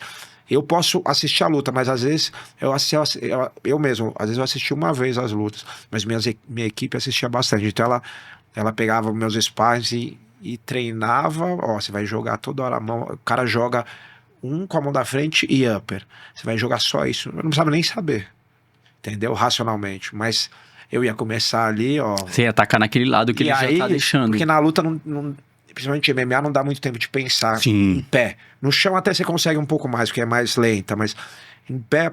É a troca rápida. Muito reativo, então você tem que estar com aquilo, sabe, tipo, automático. Tem uma luta que eu fiz com o Carlos Condit, que foi um ex-campeão e tal, e lá em Vancouver, eu ganhei dele no primeiro round. Foi a luta principal da noite e tal, e que ele era muito perigoso. O que ele fazia? Ele era bom em pé, e aí ele jogava de destro, que é perna e mão esquerda à frente. Ele tava aqui. De vez em quando ele trocava. Só que toda hora que ele trocava porque ele queria jogar uma joelhada voadora. E ele nocauteou algumas pessoas assim, assustador, entendeu? Ele dava tipo uma passada no ar e tipo um sem pulo assim, e jogava, pegava no queixo, ele era alto, ele era mais alto que eu. E cara, o nocaute horrível ali. E aí qual que era o treino? Cara, solto antes do treino, tinha um sparring comigo. Toda hora que ele trocava de base... Eu já sabia que ele podia jogar ou não. Eu não ia entrar em queda, ou recuava, ou esperava ele jogar, saía só um pouquinho e entrava e ficava naquilo. E aquilo ficou automático. Cara, na luta aconteceu exatamente isso. Era que ele trocou de base e eu já veio na minha cabeça, não posso entrar. Esperei. Que ele trocou de volta, eu entrei em queda, derrubei e finalizei. Eu ia falar justamente isso. Essa é a leitura rápida, porque ele tá vindo, ele deu, já entrou, agora não pegou, então tá. Exatamente. Às vezes você tem que oferecer pro cara, tipo assim, ó, vem. Porque o cara, ele tecnicamente fala assim, ele abriu um pouco, agora eu vou dar o golpe. Só que não, aí você já dá o contragolpe e pegou o cara. Exato. Às vezes, dentro da luta mesmo, eu queria que você falasse isso. Que eu já escutei muitos caras falando, às vezes você dá o corpo pro cara bater. Porque você não é só saber bater, tem que saber apanhar, vamos falar dentro disso. Eu vou te falar, isso é mais comum no boxe. No boxe, né? No MMA é um pouco mais difícil, arriscado, né? Vou te falar o porquê. Se você assistir uma luta de boxe, você vai ver que a distância, um boxe profissional, muitas vezes ela muda. Os caras, eles jogam na longa, tem lutador que joga mais distante, mas muitos eles jogam mais perto ali. O que acontece? A luva é grande, então ela ajuda o bloqueio. Então, por exemplo, se eu tô com uma luva maior zona, como a do boxe, eu fecho aqui, eu consigo bloquear seus socos com mais eficiência. A luva do MMA ela é muito pequenininha, são 4 onças. A do boxe profissional são 10. Então, o golpe passa muito mais fácil. Você pode ver que no MMA, os lutadores ficam mais distantes um do outro. Porque é igual uma esgrima, entendeu? Tipo, uma estocada, às vezes, é o suficiente. Então, a distância aumenta um pouquinho no MMA do que... Você só vai ver os caras na curta trocando golpe ali, ou quando ninguém tá nem aí mais, tá? Tipo, preciso ganhar, tá acabando a luta. Ou se eu... Assim, não tem um nível técnico assim excepcional. Mas em geral, os caras... Né, no nível mais alto é uma distância um pouco mais longa, aí clincha, bate 1, 2, sai, volta, clincha. Então você não pode arriscar tanto apanhar. Dá pra fazer, mas é um pouco mais arriscado do que o boxe, porque o bloqueio é mais difícil. Você pode estar com a mão alta que o golpe vaza por um lado, vaza por um outro, entendeu? Porque a luva é muito pequena. Mas tem toda a sua equipe ali. A gente ainda falando da força, né? Que é força e técnica. Aí um exemplo, já tá em terceiro, tá indo pro quarto combate ali. A sua equipe já vai falar com você no ouvido. Fala, ele tá cansado. Deixa ele entrar um pouco mais. Que aí você entra com a sua técnica de... E aí depende se Aliás, você tá entra ganhando ou com... tá perdendo. Aí você tá perdendo. Mas você é excelente no jiu-jitsu. Aí você fala, pô, ele já me deu vários aqui e tá de boa essa troca. Então agora eu vou deixar ele entrar um pouco mais. Eu vou sentir, só que ele tá muito cansado, então ele não vai vir com tanta força e eu jogo ele pro chão. São estratégias. Gente, acontece, então. Acontece. É legal para passar isso daí. As técnicas do Demian Maia, é isso aí. E você já pensou em desistir em algum momento da sua carreira? Já. Acho que mais de uma vez, cara. Depois de alguma derrota, ao falar, acho que não vai dar certo, não sei o que. E depois disso foi engraçado que deu muito certo, entendeu? Mas foi muito importante não desistir. Mas teve uma ou duas vezes que eu falei, cara, não sei mais. A gente faz tudo perfeito, tudo não sei o que. Chega e deu uma merda ali, você acaba deixando escorregar uma vitória, sabe? Por muito pouco. Então, acontece, acho que é normal. E mais psicológico ali, né? Quando você entende que isso é normal, você vai ficar mal ali. Depois de uma derrota, parecia um velório ali. Você fica ali, mas, cara, passou uma semana, você voltou a treinar, já você vai pensando só na próxima luta. Ô, Demian, mas justamente o que você tá falando só foi por esse momento, assim, e por esse detalhe, vamos dizer, de uma luta, mas fisicamente... Não. Tipo assim, um exemplo, é seu corpo, é seu templo, é o seu meio de vida e é o seu meio de, né, estar em sobrevivência. Você nunca pensou no momento, eu já tomei muita pancada, muita troca, muito no boxe, nada disso? Não, até porque eu não tomei muita pancada na carreira, porque meu estilo de jiu-jitsu, de luta agarrada, em lutas que eu ganhava ou que eu perdia, eu não saía, em geral, lógico, teve lutas que eu me machuquei, mas em geral, tanto o treino quanto a luta, eu acabava não me machucando tanto. Tanto que, cara, você vê, minha melhor fase foi até 30 e... Quer ver? 2000, até 39... Foi tipo de 35 até 39 anos, assim, de idade. Então, que já muitos atletas já estão parando ali. Foi a melhor fase da minha carreira. Com 39 anos eu era o número 1 do mundo, entendeu? Disputando o título e tal. Então, para chegar ao ranking de número 1 do mundo com 39 anos, eu não podia ter muito... Tanto, quando eu parei, eu ainda me sentia 100% bem. Justamente nessa questão que você falou do UFC, quando você para e você migra pro jiu-jitsu, que você falou de competições recentes. Por que você fez isso? Pelo amor ao jiu-jitsu, ao esporte? Não é que eu migrei, eu vim do jiu-jitsu. Você veio do jiu-jitsu, Aí eu entro no MMA, começo a vir aquilo, na minha vida, e aí quando eu parei, surgiu algumas oportunidades, alguns convites para fazer umas lutas casadas, que a gente chama que é luta em eventos, é uma luta só, não é uma competição, é uma luta. Eu fiz uma aqui em São Paulo, no BJJ Star, que é o maior evento que tem aqui no Brasil de lutas de jiu-jitsu. Depois fiz uma no Polaris, que é um evento muito grande lá no Reino Unido, no País de Gales. Fiz uma na Coreia, para um antigo patrocinador meu, a Spider. Mas foi muito pelo prazer de lutar e competir, assim. Já não foi como o UFC com um objetivo maior, entendeu? Quero ser campeão, quero ficar aqui entre os melhores do mundo e tal. Foi mais tranquilo, né? Foi mais pelo amor mesmo. E pelo que você falou, deu bom porque...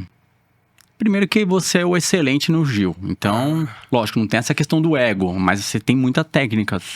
Que é o que você mais se identifica e que o seu corpo, você sabe, fisiologicamente responde melhor. Sim. E agora, é um desafio diferente, porque o jiu-jitsu que eu fiz nos últimos anos, 15 anos da minha carreira, é o jiu-jitsu para MMA, não é o jiu-jitsu esportivo. Tem então isso. É uma readaptação, entendeu? Entendi.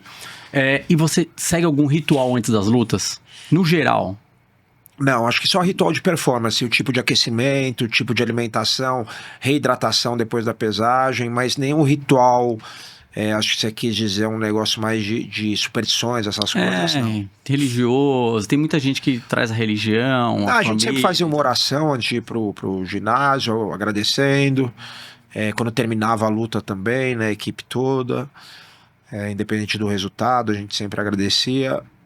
Mas eu acho que são os rituais básicos ali de pô, reidratação depois da pesagem, de ativação no dia, uma ativação leve de 10 minutos ali de manhã, aí ir pro ginásio, verificar se tá tudo ali, né? Protetor de boca, coquilha, tal, o uniforme da luta, que na verdade o uniforme já fica lá no ginásio. E a rotina de aquecimento, existiam rituais, mas não eram rituais supersticiosos, eram rituais buscando performance. Ah, legal. Tem água aí? Tem água, tem. Tá. Eu tô meio americano, né? Eu tô falando Damian Maia, é Mai. Não, mas eu falo Maia. Porque eu assisti umas lutas suas, eu até falei.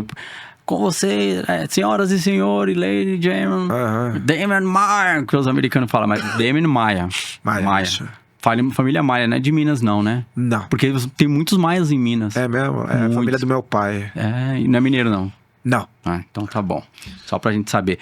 Agora vamos falar da série que rolou de reality, né? Que é uma série que você tem a participação, é fundamental. E reúne famosos. E aí eu queria saber de você, quem mais destacou ali? A Daiane dos Santos... O Alex Atala, Raul Gazola, o que você sentiu mais? Primeiro, esse é um projeto que eu tinha muita vontade de fazer há um tempo, é a série Experiência de Mestre, né, que está disponível na Globosat. E minha ideia era o quê? Pegar alguém que é excelente no que faz, dar uma aula de jiu-jitsu para essa pessoa e ela me dava uma aula do que ela fazia. De preferência, pessoas que já treinam. Algumas pessoas não treinam luta, né? Que já treinam luta. Então, por exemplo, a Daiane não treina a luta, mas Sim. A Daiane é uma atleta, né? Então, foi muito legal fazer com ela. O Alex é meu aluno desde 2011. Pegou a faixa preta comigo. Mas aí já é diferenciado o cara, então, né? Não, o Alex já é faixa preta há um bom tempo, já quase 2 graus de faixa preta. Quase 2 não, pegou o 2º grau agora, são 6 anos já só na faixa preta. Quem mais? O Raul é muito antigo do jiu-jitsu também, eu treinava, o Raul vinha pra São Paulo, a gente treinava junto em 98, 99. Raul é muito das antigas. Tem uma galera lá, o Rômulo é faixa preta também. Mas essa galera já é mais casca. Mas a ideia era essa. Você vai ter que fazer um outro depois. Tem outro projeto aí?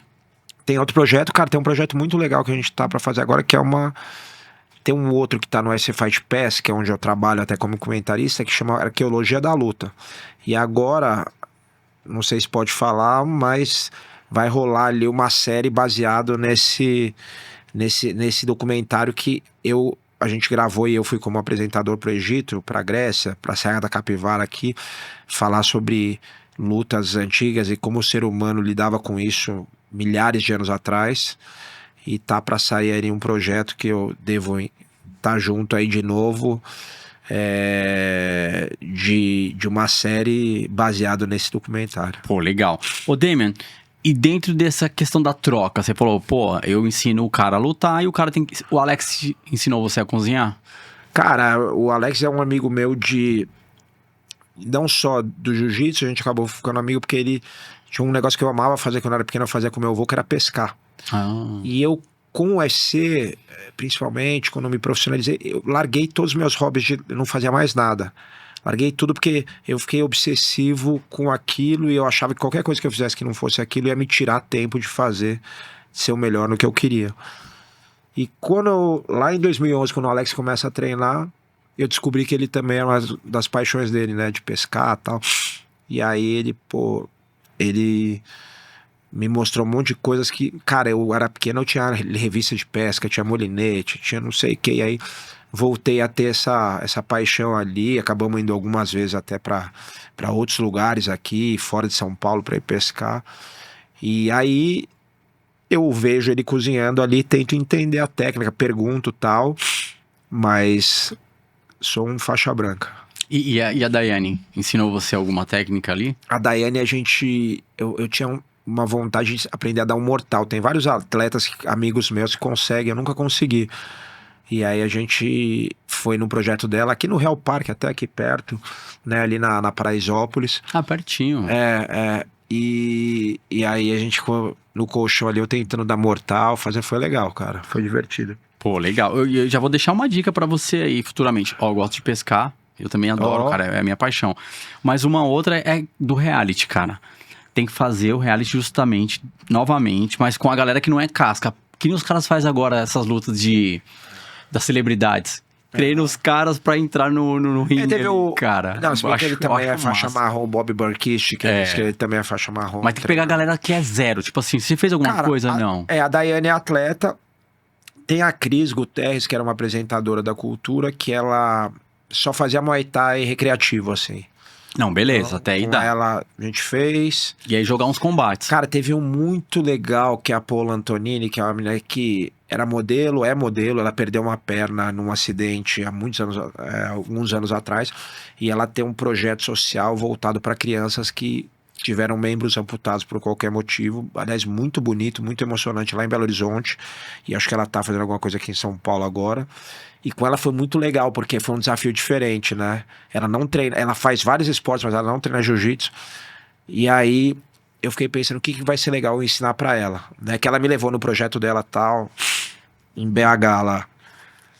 E aí eu tava com o Felipe Preguiça, campeão mundial, amigo meu, que cedeu a academia, e a gente conversando com ela, e a gente viu que uma das coisas que ela falou que acontecia muito, principalmente quando alguém tinha acabado de perder uma perna, alguma coisa, era o negócio de cair, né?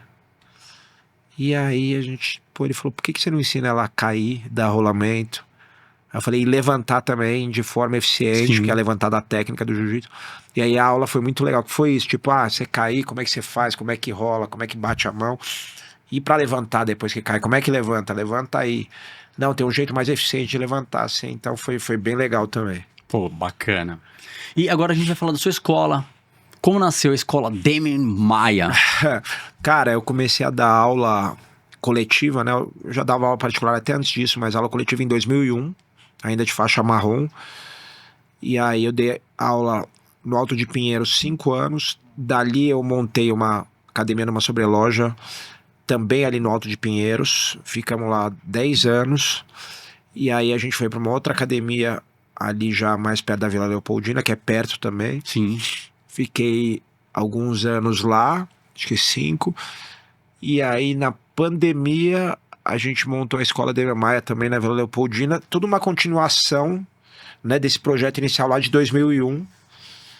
E, cara, é bem legal, porque pela primeira vez na vida eu consegui agora me dedicar, investir tempo a fazer a academia crescer. E voltada muito para os praticantes, né? A gente tem um horário de competidor no dia, e o resto tem dia que tem 18 aulas, tudo só jiu-jitsu. Só tem jiu-jitsu, mas tem jiu-jitsu feminino, masculino, é misto, né? Feminino, criança, separado por idades, muita criança, kimono, sem kimono, é tudo jiu-jitsu.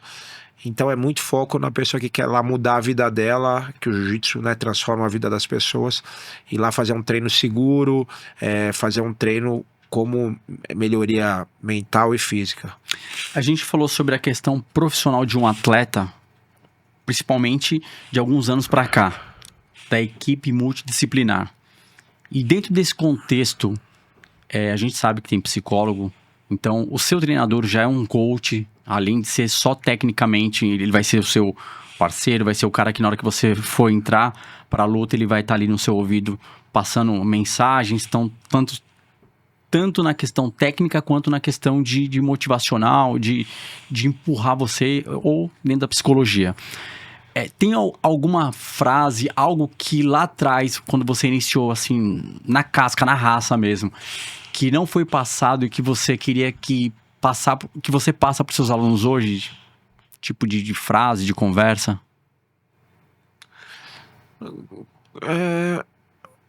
Sempre é passado de uma maneira ou de outra, mas eu acho que faltou muito para você lá no início. Porque você foi blindando justamente pela sua vida. Mas eu tive bons professores. Acho que não me faltou nada assim. Acho que nada que fosse Sim. fundamental. Mas eu acho que é entender. Eu acho que eu falo muito, né? Entender que a vitória e derrota é parte do processo. Você tem que focar no processo da evolução, não na vitória ou na derrota, né? Todo mundo quer ganhar. Eu quero, tipo, eu falo isso, mas eu odeio perder e todo mundo odeia, né? Quem tem. Mas se você deixar isso passar do ponto, ser uma coisa que você odeia tanto, que muitas vezes faz você parar de querer buscar o melhor e você para de fazer aquilo porque você é tão dolorido que você não consegue lidar com aquilo. Então, aprender que ela faz parte faz você crescer também, os momentos difíceis também. A gente sabe que no meio do esporte, a gente tem que tomar muito cuidado como ser humano, justamente pelo ego. Exatamente. Eu vi você trazendo muitos relatos assim de humildade, de pé no chão, de equilíbrio. É uma fase dentro das competições. Quando a gente fala assim, tanto na base de iniciar até no topo do UFC. Você vê muito ego no meio dos atletas? Todo mundo tem, né? Mas é o ego controlado. Se o ego for descontrolado, eu acho que você não consegue chegar. Às vezes, pro público pode parecer num nível muito alto que a pessoa é altamente egocêntrica, mas eu acho que quem tem um ego muito descontrolado não consegue chegar, porque é difícil, cara. É difícil. Porque eu já entrevistei jogadores de futebol e o que mais complica no meio do futebol é o ego. Eu não sei se no meio O bodybuilder tem. Tem o ego, mas, cara... Tem que tomar cuidado. Acho que tem que tomar... Eu acho que você tem que ter, ele é um combustível pra você chegar, mas eu acho que se... É a teoria que eu tenho, se ele passar demais do ponto, ele vai fazer você chegar muito menos longe do que você poderia, sabe? É porque você passou por esse processo de estar lá no topo, no top 1. Mas eu vejo você um cara muito equilibrado, sempre se manteve nessa linha, tênue. Porque, cara, você tá ali, todo mundo é muito machão até chegar lá e ter outro querendo te bater também. Aí todo mundo fica bem humilde. Não, e outras... Pode ser que depois você ganha, o cara fica... Sim. Diga, mas antes ali, você vê os caras que falam, que fazem, acontece, quietinho ali.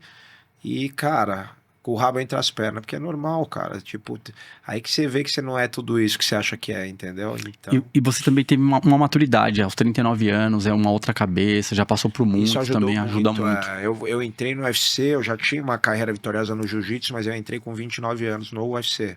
Fiquei lá 14 anos, então as coisas foram acontecendo bem gradualmente pra mim.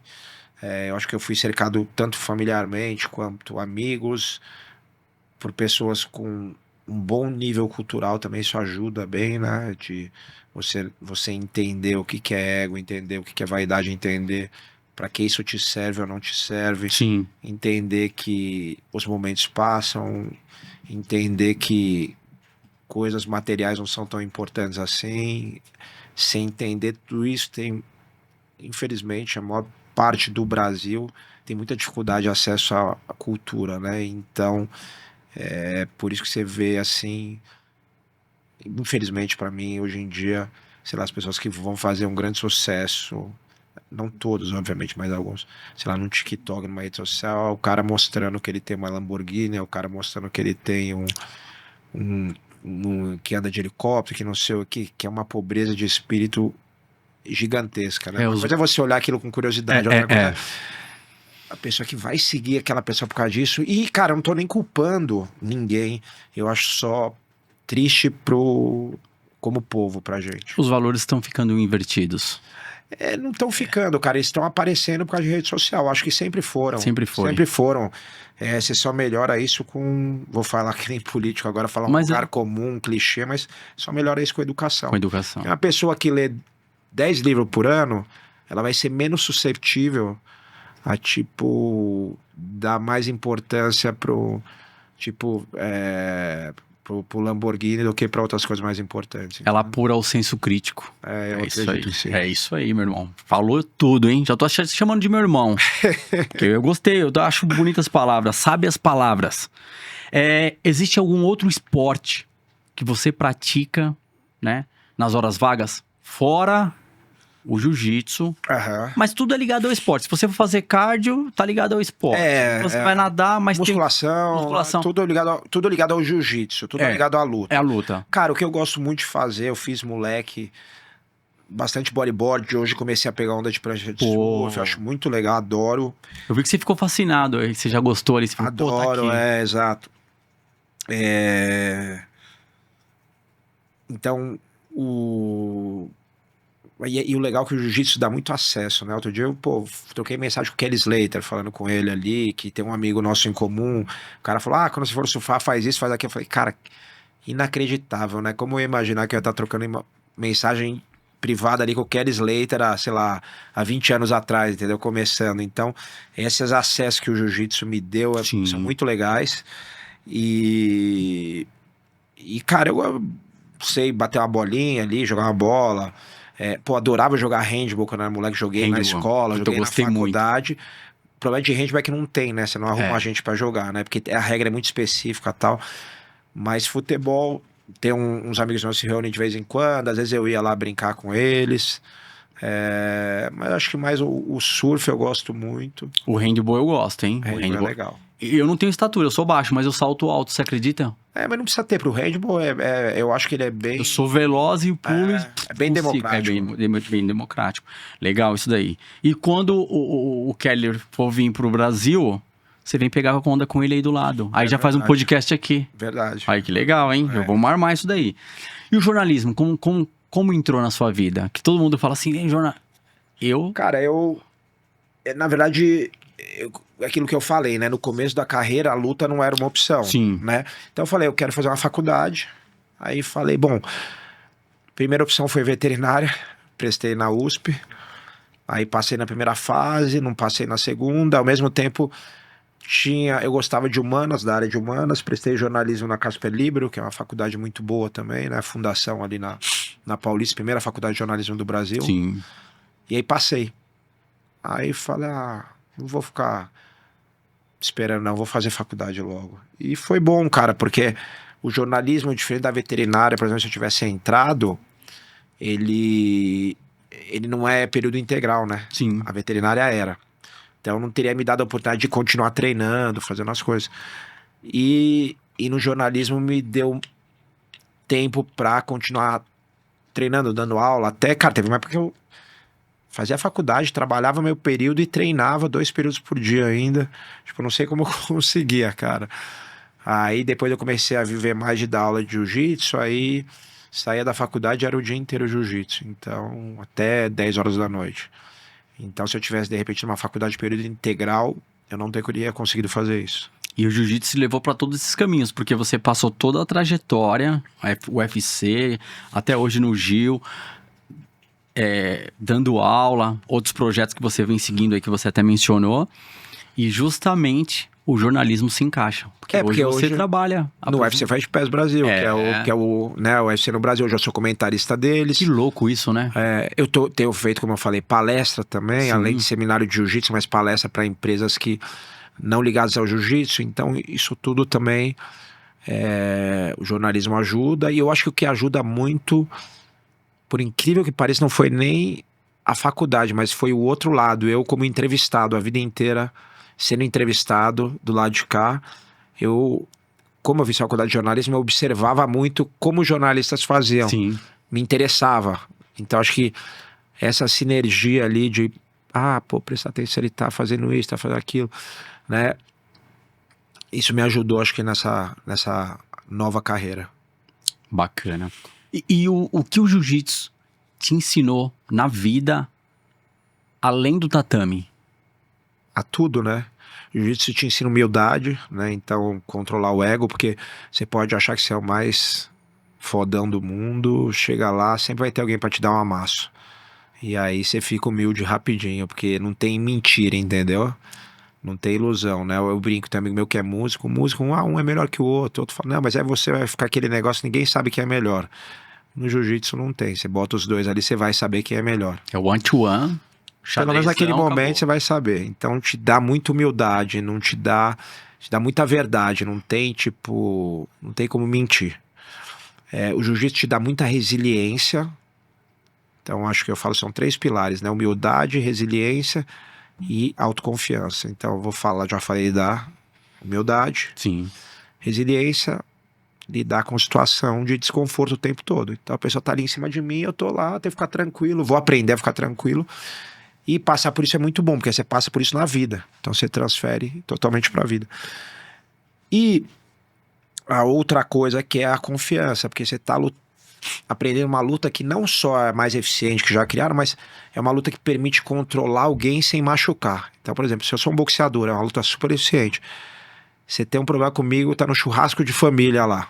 É um amigo de um amigo, dos amigos. O cara tá querendo te bater. Como é que você vai fazer pra segurar o cara? Você vai ter que fazer o quê? Imobilizar ele. Não, ali. se você é um boxeador. Ah, não. Aí o cara já vai querer dar um burro, né? E aí, cara, já dá uma merda geral, né? Pô, você machucou o cara. E aí, se você já é o profissional, tem tudo isso. Se você é um cara do jiu-jitsu, você consegue imobilizar, segurar, tipo, tirar, desescalar, né? Que a gente fala, aquela situação. E funciona demais. E quem não tem noção fica totalmente perdido ali. É o bater né? se defendendo, só que, tipo, É, segura, tal. E dando um apertinho. Então, Calma. isso te dá muita autoconfiança. E o Hélio Gracie falava isso, né? Te dá autoconfiança em qualquer lugar da vida. Porque se você senta pra negociar com alguém, você saber que aquela pessoa não pode te agredir, por mais que nunca vá acontecer aquilo numa reunião, num board de uma empresa grande, né? Tipo, a chance de acontecer isso é quase zero.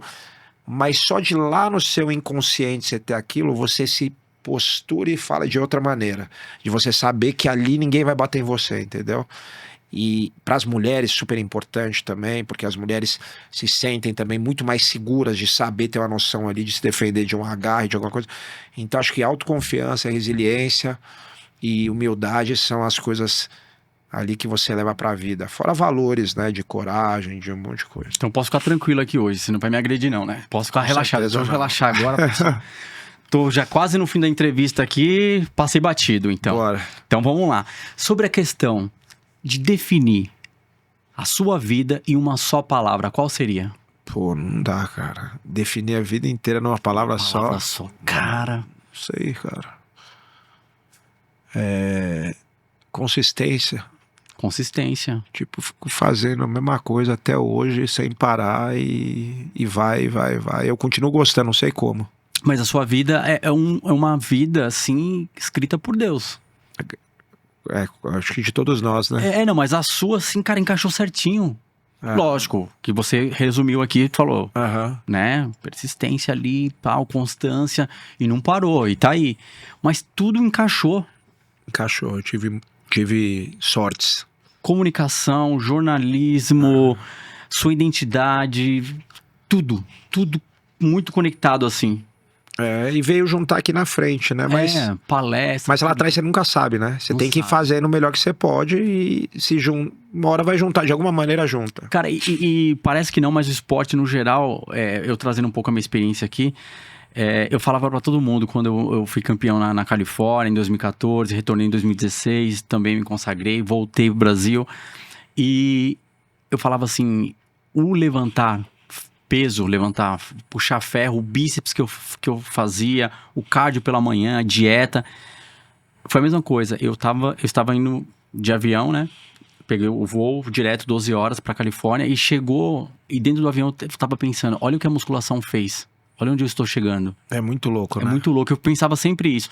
E aí, o meu processo foi assim, dia 20 de janeiro de 2013, eu saí da minha consulta com o meu médico do esporte na época e falei, eu vou ser campeão em dezembro na Califórnia. Foi um ano de preparação, um ano inteiro. Eu já tinha isso na mentalidade. Então, eu fiz tudo certo. E aí, eu fui competir. Ninguém acreditava. E eu tinha tudo isso moldado. E aí, o esporte me levou para outro lado do mundo, pode falar dessa forma. E pra Meca, né? Pra Meca do né? bodybuilder. Gold's Gym, Venice Beach. Vou te mostrar as fotos, tudo aí.